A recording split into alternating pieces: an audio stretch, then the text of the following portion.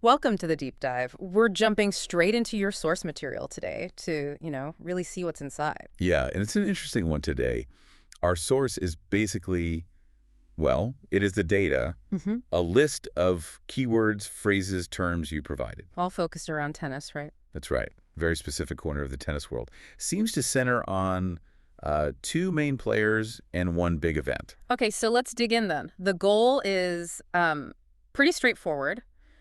What can we figure out just from looking at this list? What story emerges? What can you get from this snapshot? Well, right off the bat, it's impossible to miss the names Carlos Alcaraz and Jannik Sinner. They're everywhere in the list. Absolutely dominant. Individually, tennis player, Sinner, Alcaraz, tennis player, things like that. But also, really significantly, them together. And where are these keywords placing them? What's the context? Overwhelmingly, it's the French Open or, Roland Garros. Right. And it gets more specific. Keywords point towards 2025. The 2025 French Open. Yeah. And the French Open final, even drilling down into the men's French Open final. Right, so not just the tournament, but the very end of it. Exactly. And this is where it gets really interesting, I think. You see Alcaraz versus Sinner, Sinner versus Alcaraz, loads of times. A rivalry. Precisely. And also Sinner Alcaraz H2H, that's head-to-head. Hmm. The sheer amount of these suggests the sources aren't just noting a possible match. It feels like they're flagging this as the rivalry, the main event almost. Like it's the expected final. We even saw Alcaraz versus Sinner prediction. Spot on. It's building a narrative around that specific confrontation, potentially at that specific event. So the focus is less maybe on the whole tournament draw and more on this potential climax. It seems that way from this data, yeah. Yeah. And then you see other terms related to their careers, like Grand Slams. Ah, the majors. Right, majors appears, Yeah. and often tied directly to them, Alcaraz Grand Slams, Sinner Grand Slams. So the sources are tracking their progress on the biggest stage, framing them by major titles. Exactly. It suggests that's a key metric being watched in these discussions or searches. And you mentioned the keywords get specific about how they might play, too. Yeah, this one phrase, fifth set tie-break French Open, it pops up. Wow. What does that imply? Well, it's fascinating, isn't it? Mm.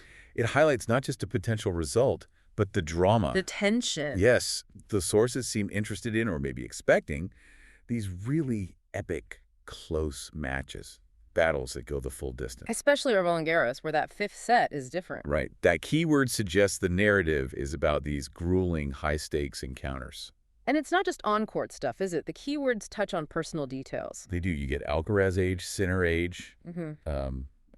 Sinner age tennis. Okay. And their origins, where is Jannik Sinner from, where's Carlos Alcaraz from, plus coaching staff. Right, like Alcaraz coach and Jannik Sinner coach. It mentioned Juan Carlos Ferrero specifically for Alcaraz. Yeah, which implies that, factors beyond just their forehands and backhands are seen as relevant. Their age, where they come from, who guides them. Exactly. It's like the sources are trying to build a fuller picture of why they're successful, why this rivalry is happening now. The list even seems to place them in historical context. I saw names like Federer, Nadal, Borg. Mm-hmm.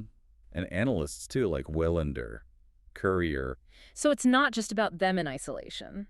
No, it seems the sources are positioning Alcaraz and Sinner within that whole lineage of men's tennis, part of the ongoing story, the discussion of greatness. Makes sense. And then there's the practical side, people wanting to watch. Oh, yeah. Lots of logistical keywords. Where to watch French Open channel, French Open live stream. And keeping up with scores, French Open results, French Open scores. Standard stuff, but shows the engagement. Right. And, because it's raw data, you get the occasional outlier. Something like Sinner suspension tennis is in the list. But no context provided. None at all, based only on this list. That's It's right. just there, part of the data snapshot.